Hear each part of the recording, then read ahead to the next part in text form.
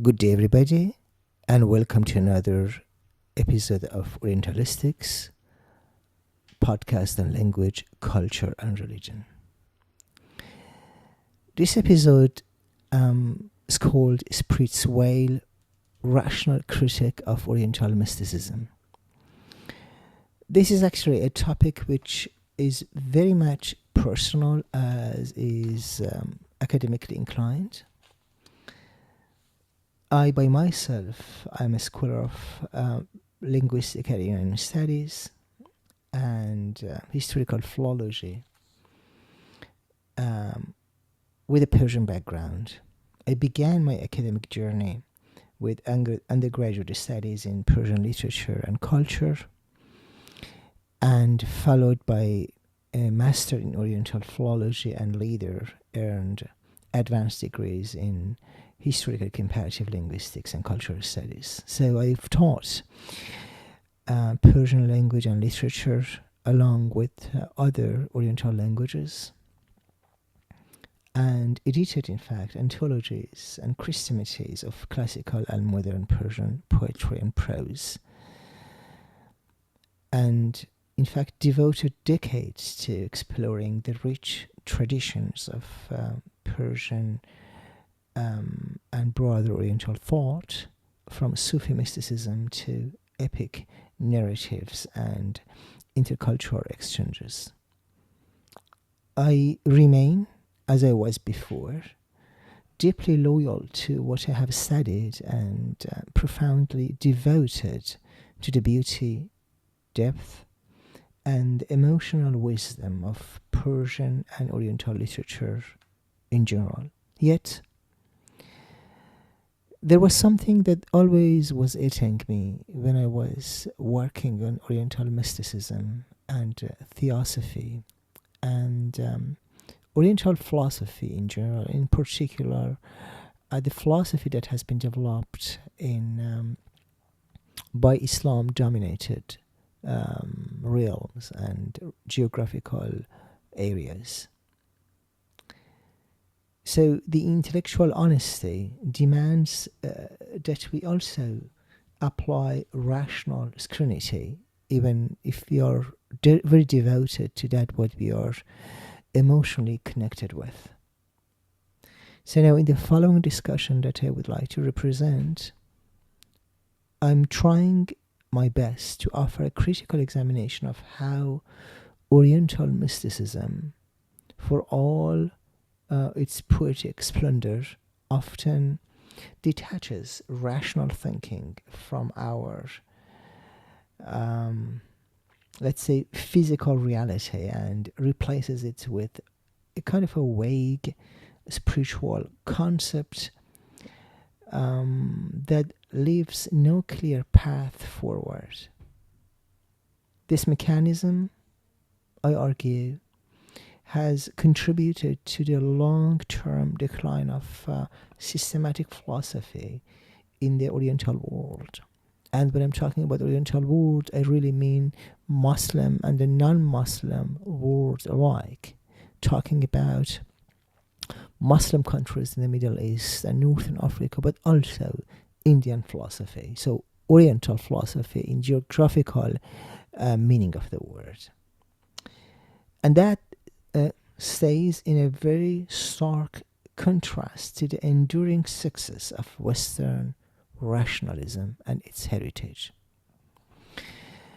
Another notion, this what I'm representing here is part of my focus, and I used to teach this topic in several universities in Europe, in particular in France, Switzerland, and Germany. So I'm using actually the old notes that I used for my lectures. So let us now turn to that broader analysis of that, what I would call it, let's say, Oriental mysticism or Oriental way of thought. The contrast between Oriental mysticism and Western rationalism is not merely a difference in cultural flavor or aesthetic preference. It is a fundamental divergence how human beings have chosen to confront the reality of existence, the Dasein, so the raison d'être of the humankind, and the demands of knowledge and the possibilities of action in the physical world. At its core, when we look at that in a very summarized form, very concise, Oriental mysticism, whether expressed through the traditions of Indian Vedic literature, Persian Sufism, or the broader, let's say, currents of Islamic theosophy, operates very particularly by detaching the rational faculty of Homo sapiens, the very important part, I mean, maybe the main part of human mind, from its embodied physical grounding.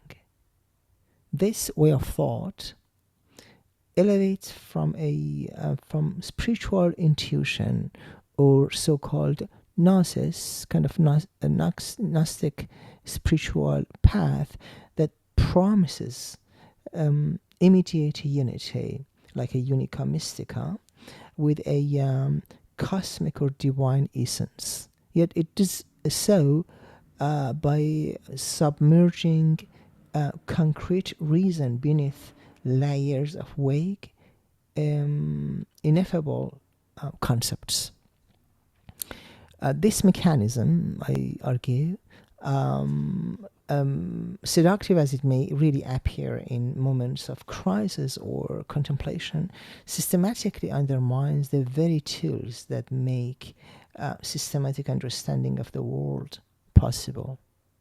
And that's what I'm calling that as a flaw of Oriental thought or Oriental mysticism.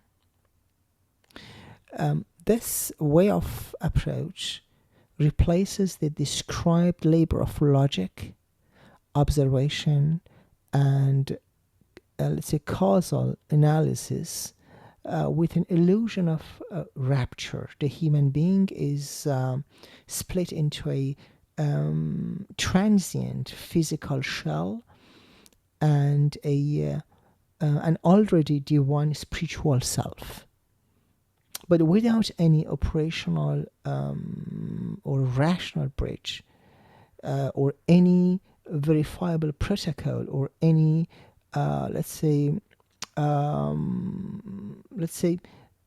possible path for crossing from one to the other. I'm trying to explain it, what I mean here.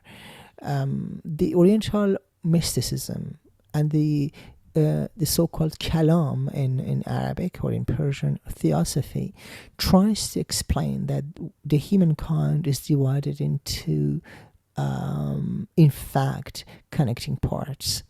A physical part that we see, our body, our flesh, our physical being, and then a celestial part that is very much connected to this physical part. And in order to elevate, you have to dissolve your physical part of your embodiment into that celestial part to reach that infinity and being unified with your Creator. But the main problem is here that there is no instrument to get from this physical way of life to that spiritual one. And the only element is eliminating all the desires, all the libido, all the needs and necessities that we as humankind do need for surviving. So, and now the result is not enlightenment in the practical sense, but a profound, let's call it epistemological trap, one that has contributed over centuries, at least for the last 1,400 years, since the appearance of Islam on the Arabian Peninsula, and its in fact flourishing towards Middle East and Northern Africa, to the observable decline of philosophy as a living progressive discipline in that Oriental world, while Western, in fact, rationalism, starting with the ancient Greek philosophers, Thales, Anaximandros, Anaximenes, Pythagoras, Plato, Aristotle, and others, have actually propelled an unparalleled expansion of human mastery over nature and society. If you remember, when we are talking about ancient Greek philosophers about 500 BCE, they start to explain what is the quintessence or raison d'être of the humankind. Thales started to talk about the water. Anaximandros talked about other phenomena, Anaximenes also, and so on. So it means all those Greek philosophers, even if they created the foundation for metaphysics, they started really with very physical phenomena that surround us as human nature. But the theosophical or Oriental way of thought tries to spiritualize everything, and that makes everything really beyond tangibility. So to gap this mechanism clearly, we must first examine how this Oriental mysticism or this Oriental way of thought, whether is it Sufism, Kalam, or as we call it in Arabic, falsafa, or in Persian, falsafe, in fact, reframes the human condition per se. In these traditions, now Indian tradition, Persian Islamic tradition, Arab Muslim tradition, the physical world is often cast as a veil, which we call it in Arabic niqab. So it's kind of a veil, exactly the same veil that the women carry in Islamic Africa or in Islamic Middle East.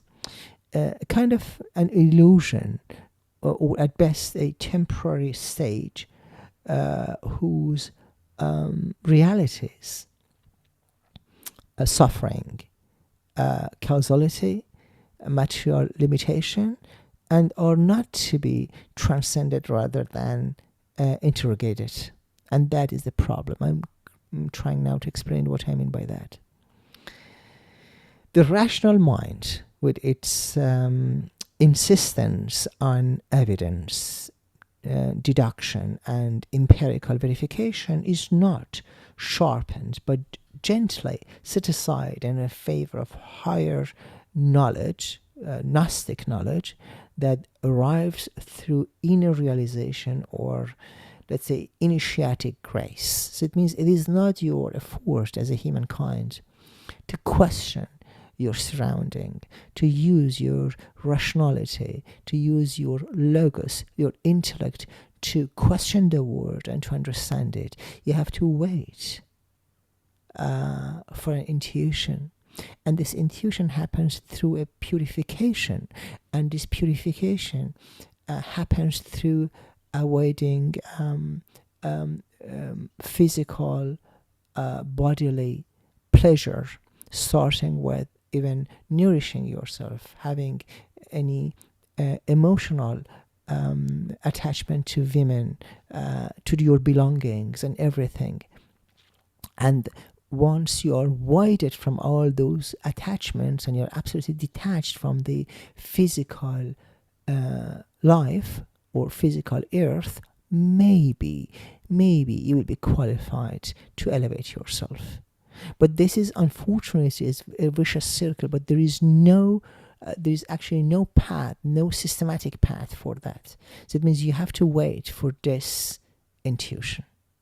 And you don't know whether you would be qualified or not. That's why you see that all those ascetic lives of the Sufis and mystics in the Irano-Islamic or the Arab Islamic world, they are sometimes going into a enclosure and a convent and they fast for years or for decades. And when they write down their contemplations in their solitude, they say that they have been waiting for so many years to see a sign from that higher entity, and they failed. And that is exactly what I meant as a vicious circle. So you would never know if something would come down to you to take your hand and elevate you up. So this is not knowledge built step by step. It is the knowledge that is bestowed and already accomplished unity with the absolute. That absolute. Now, this absolute could be in Arabic Allah, or it could be in Persian Khuda, or in any other Oriental culture, could be any higher entity. It could be a Krishna, it could be a Buddha, or whatever it is. So a very spiritual, actually, dedication, right? Or a, let's say, bounty that you would get from above. And this is actually, it is a celestial intellect that is invited to recognize rather than construct, in fact. The faculty of reason, which is in its, let's say, in its purest form, demands clarity, testability, and public scrutiny, is thereby absolutely neutralized. So you are not allowed, and you are not qualified even to think and question. What it replaces, it is a poetic or meditative surrender to concepts that like the dissolution of the ego into the cosmic whole. That's why they call it fana fillah. So being inhalated is, or inhaled or annihilated in the unity of God. So it means the identity of the individual soul with the universal spirit, or the static union with the divine beloved. Now, who the divine beloved might be, right? Sometimes it's personified in a beautiful lady. Sometimes it's personified in a prophet or an imam, and so on, or a Sufi master. So these are powerful, beautiful, in fact, consolations, I would say. And especially in the face of historical trauma, but they in fact leave the thinker with no clear instruction for how the physical being, bound by hunger, desire, disease, labor, and morality, can ever actually achieve or verify that celestial dimension. And that is what I call it problematic. The promise is hollow. It's quite wide, precisely because it offers no mechanism, no logical ladder of premises, no experimental protocol, no, let's say, criterion of success that can be shared or even refuted. The human being is thereby told, in effect, that the salvation is already latent within, yet the world continues to inflict its pain without any rational pathway to, in fact, elevate them through understanding and intervention.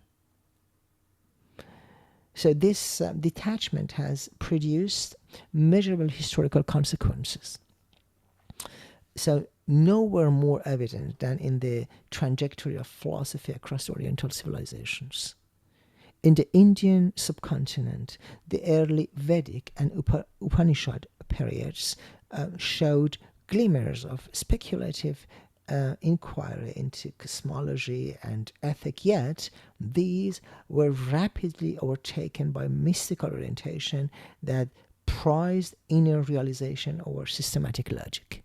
So it means anything that would impede you and would really make you pause to think will be in fact eliminated. That would be a stumble stone on your path. You shouldn't think, to make it very short.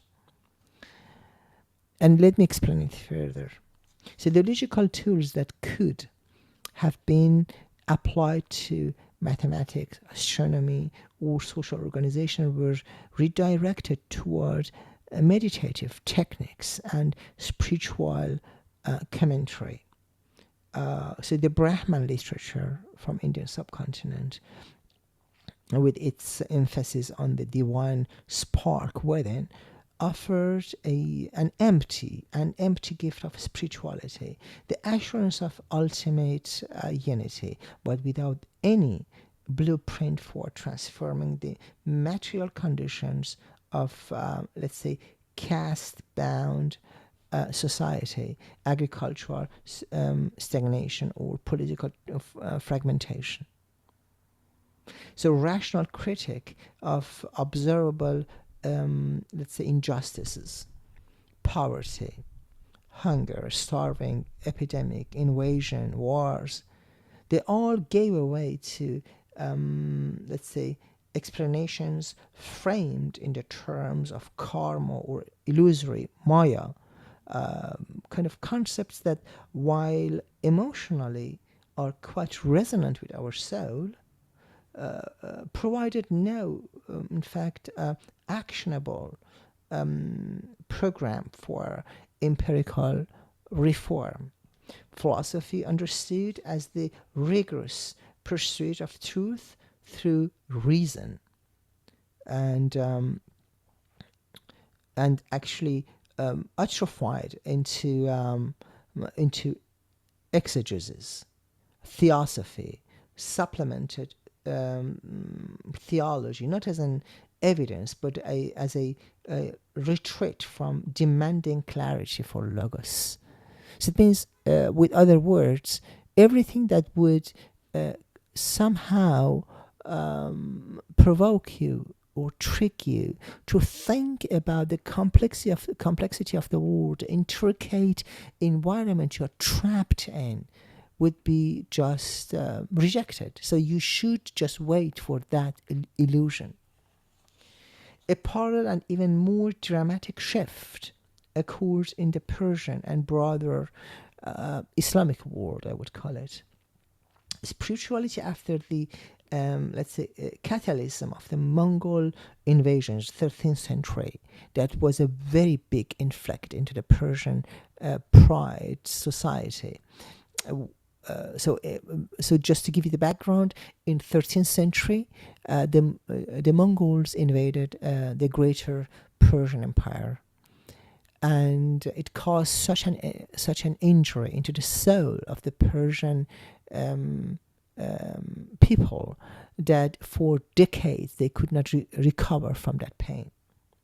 So prior to that rapture in let's say 13th century, the Iranian, or they call it sometime Islamic Golden Age, had witnessed a remarkable flourishing of rational philosophy.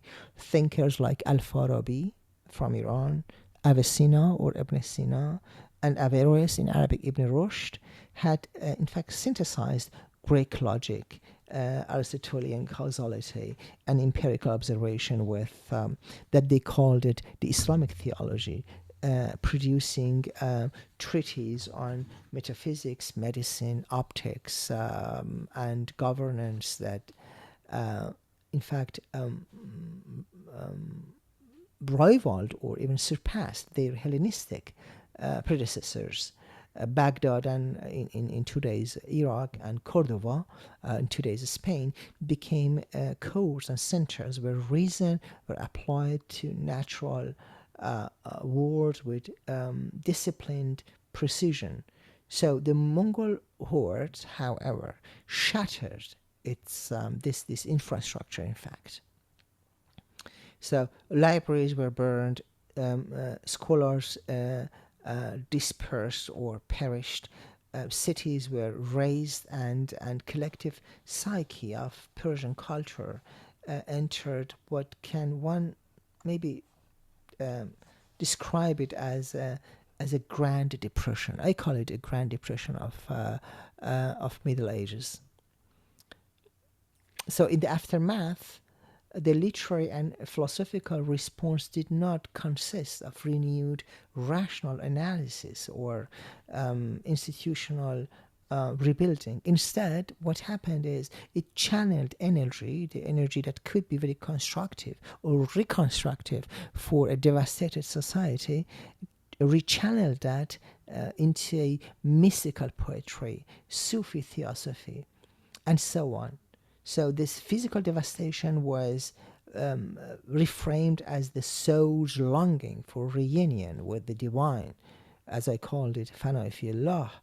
And earthly pain became, in fact, aestheticized, I would say. It made it was part of the beauty, the inflict that has been inflicted to you, right? That pain as a wail to be, in fact, pierced by not by rationalism, but by let's say static love, rather than let's say dissected through let's say causal inquiry. Rumi, so Jalaluddin Rumi, his work, his vast analogies, so the ghazals or the sonnets of Hafiz, and the later Sufi orders turned the ruins and centralized authority, which in fact turned the intellect inward, and they tried to celebrate the illusion of spiritual rapture. And so, it, in fact, those irrigation, let's say, canals lay in, let's say, in ruins, and centralized authority fragmented, in fact.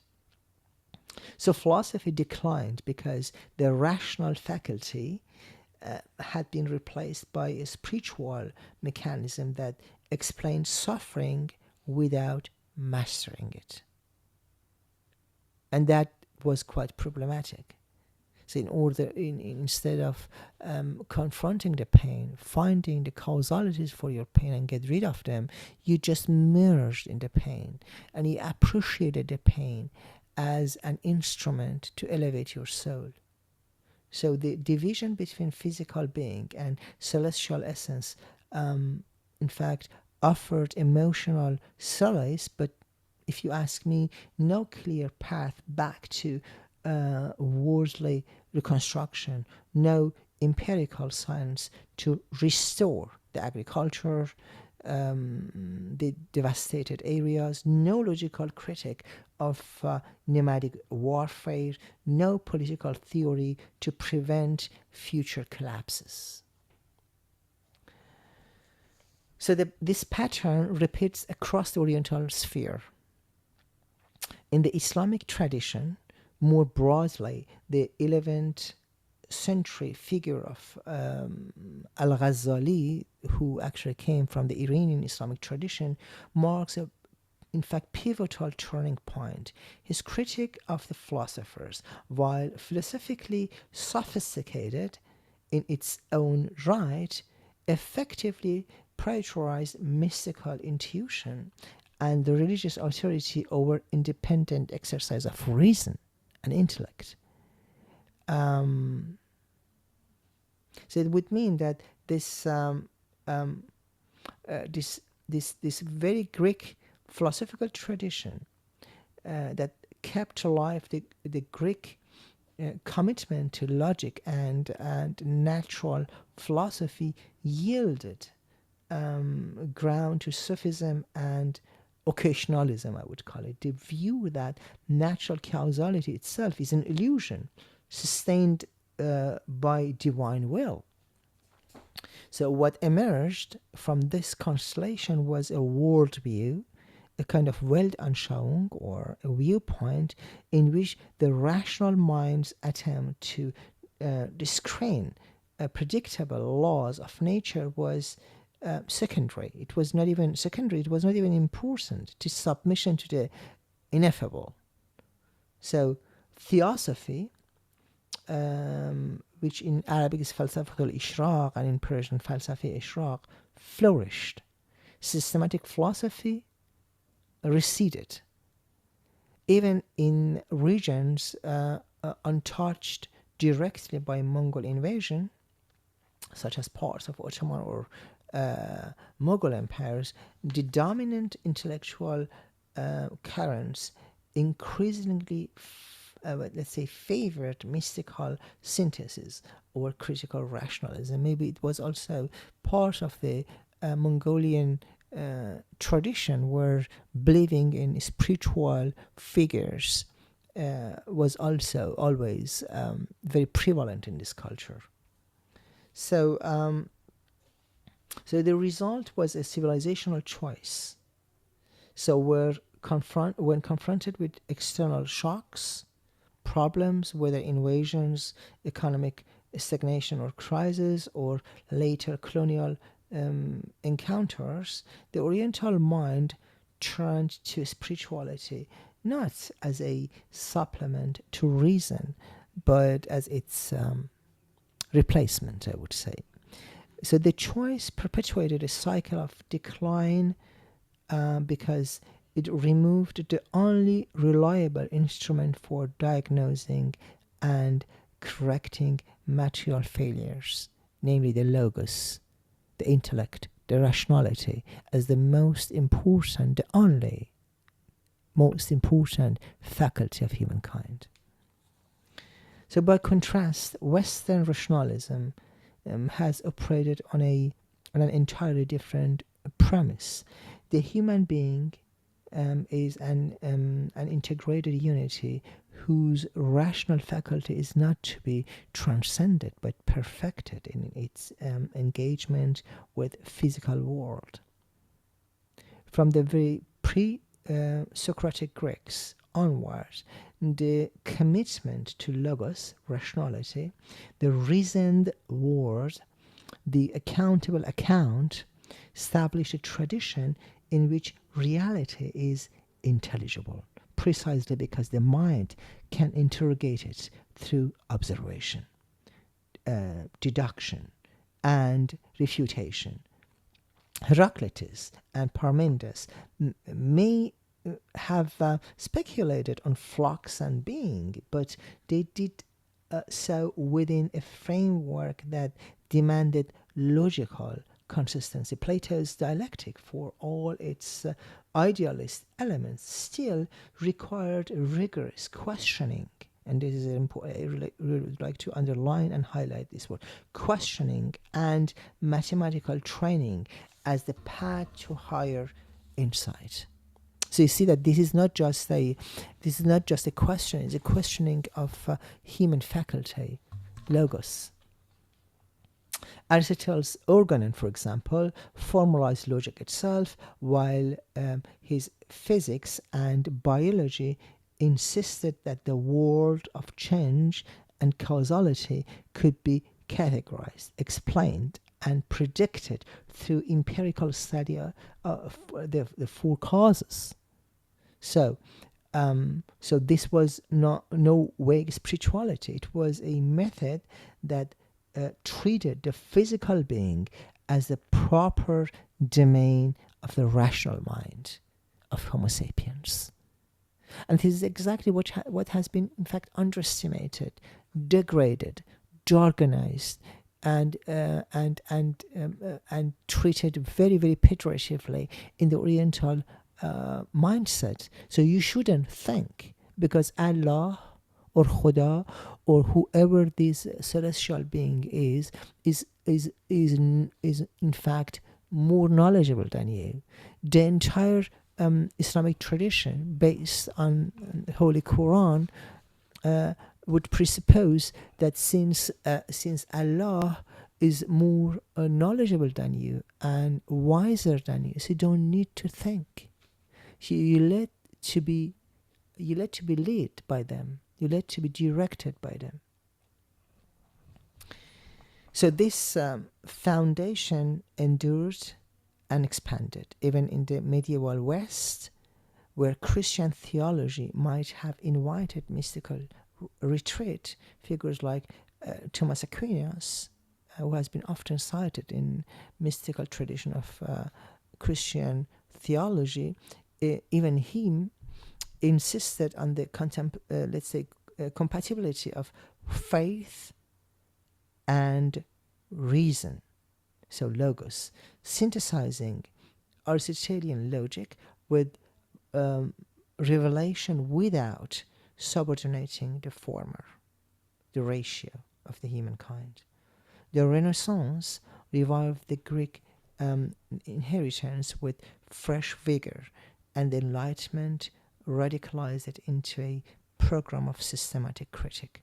Descartes' methodical doubt, John Locke's empiricism, David Hume's analysis of causation, and Immanuel Kant's critique of pure reason all presupposed that the rational mind operating within the phenomenal world could generate genuine progressive knowledge. So the scientific revolution was the institutional expansion of this rationalism into a self-correcting engine of discovery. Isaac Newton's law, for example, or Galileo's telescope, and the subsequent industrial applications were not accidents of geography. They did not just happen ex nihilo.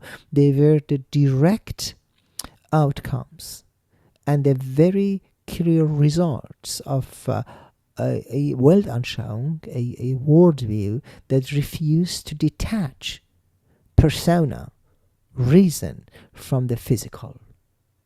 Where Oriental mysticism offered an already accomplished divine unity with a bridge, which is really barely crossable, Western rationalism built bridges and literal and conceptual ones through verifiable steps, hypotheses, experiments, arguments, replication, application, and so on. The consequences of these divergent paths are not merely academic. They are visible in the material and political divergence of two civilizations. Western rationalism enabled the scientific and technological transformation that lifted populations from subsistence, eradicated diseases through empirical medicine, and constructed constitutional orders, democracies grounded in reasoned debate rather than mystical hierarchy. Democratic institutions, the rule of law, and the market economies presuppose a rational public capable of weighing evidence and holding power accountable. Precisely the faculties that mysticism tends to sideline or eliminate. In the holding power in the hand of an authority, which we do not know that, our rationality will be declined. So in the Oriental world, with other words, by contrast, the mystical orientation contributed to a relative stagnation, because you cannot move forward, because you have to wait for this intuition, for this purification that happens through starving and hunger and abstinence and avoiding everything that's connected to your very physical being. When reason is replaced by spiritual intuition and the rationalization of society becomes just a matter of the spiritual, intuitional being, some problems emerge. and it becomes quite difficult. Why reform irrigation if the flood is divine's will? I mean, think about that. Even today in Iran, where we are really encountering a huge drought, and lots of lakes and regions are absolutely um, um, drawn into the barren land.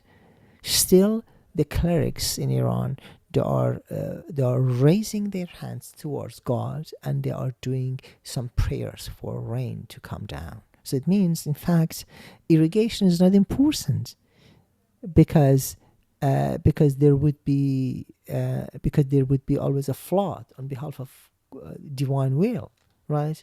And in the same way of thinking, why challenge caste? So this caste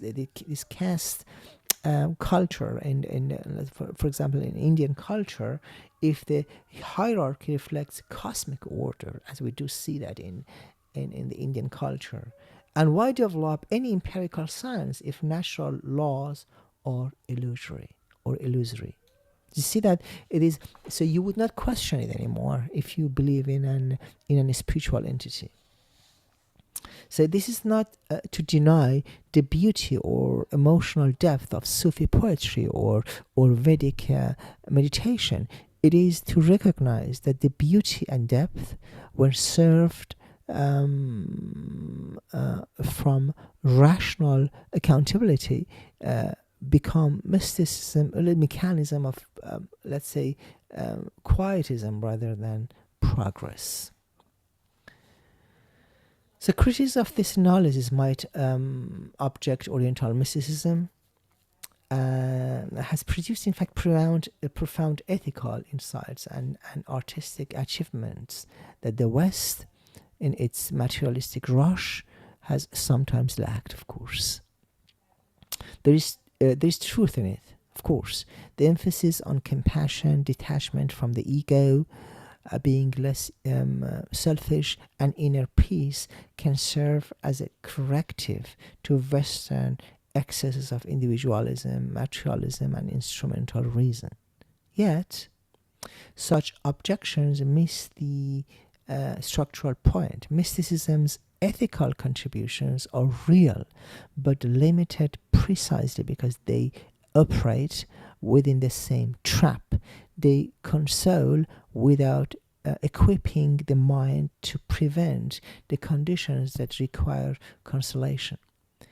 So the promise of salvation remains unverifiable, as you cannot verify that, and it becomes and without any instruction. I would call it instructionless, if you allow me. The physical being is acknowledged only to be ultimately dismissed in order to reach the spiritual celestial unity. Western rationalism, for all its historical flaws and shortcomings, colonialism, mechanization of life, environmental cost, has at least preserved the possibility of self-correction through reasoning, through logos, through rational thinking. It has generated verities, human right discourse, ecological science, democratic accountability that now allow critique of its own shortcomings. Oriental mysticism, by design, in contrast, lacks this internal corrective. Once reason is, let's say, deterrent, the only remaining authority is the ineffable, which cannot be debated, reformed, questioned, or interrogated. Moreover, the gap explains why philosophy, as a dynamic discipline, declined in the East while it flourished in the West. In Greece and Rome, philosophy was public, adversarial, and tied to civic life. In the Enlightenment, it became the engine of revolutions in thought and governance. In the Oriental world, philosophy increasingly withdraw into private contemplation or coarsely commentary. Its rational core eroded by theosophical dominance. Even today, the legacy persists. While Western universities continue to debate epistemology and ethics with empirical rigor, much Oriental intellectual discourse remains anchored, in fact, in traditional spiritual theological frameworks that resists any falsification. This is not cultural inferiority, but the predictable outcome of a mechanism that prioritizes and gives priority to vague spiritual concepts over the hard labor of rationality. It's catastrophic. The human faculty of reason, our unique capability of model causes, predict effects, and intervene, is not an obstacle to be overcome.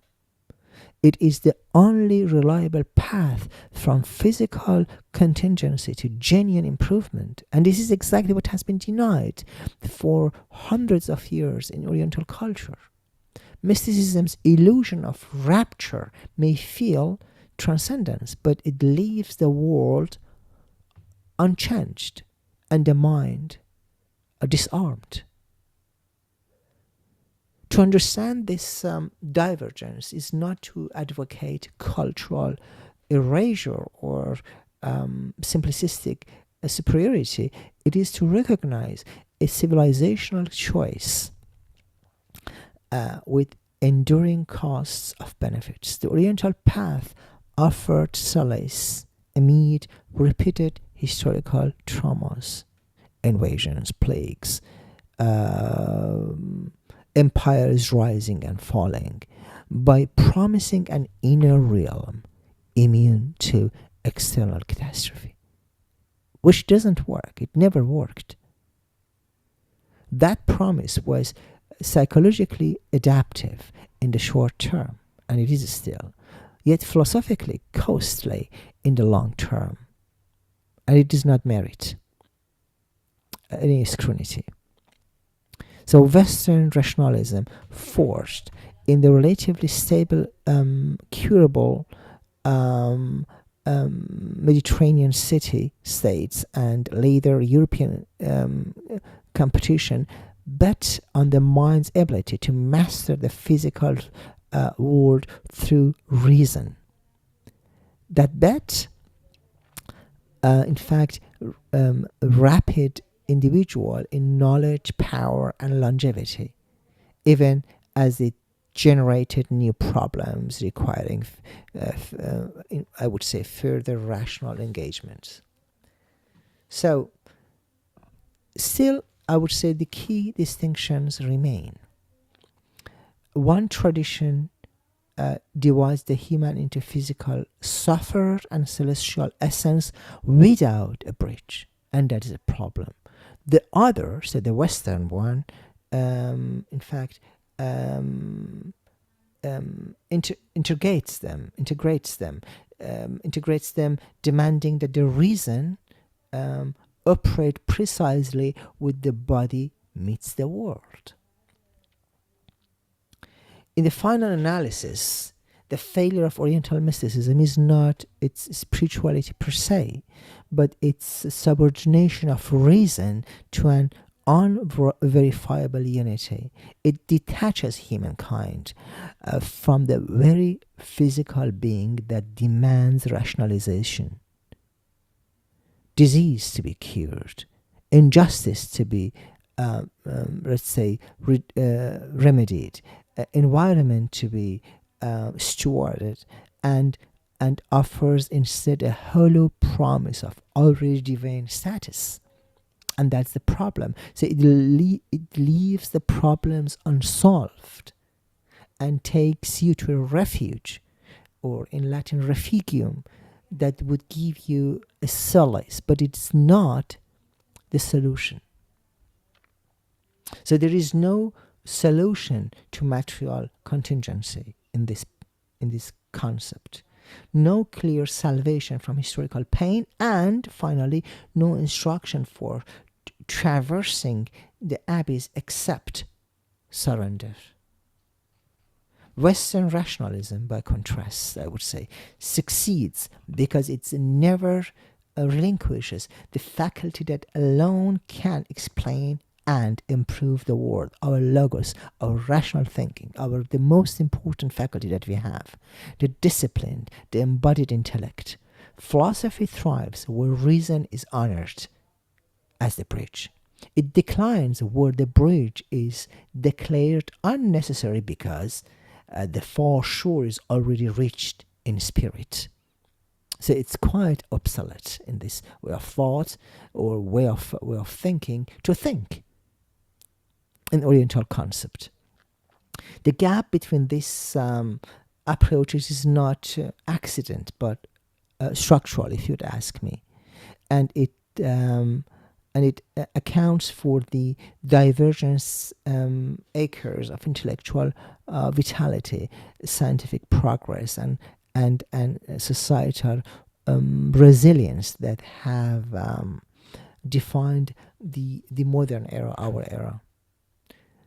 The claim, the promise of philosophy today requires recognition or recognizing this mechanism, not to dismiss East's contemplative gifts. It's beautiful. I mean, nice. Pilates is nice. Buddha and reading Vedic texts is beautiful.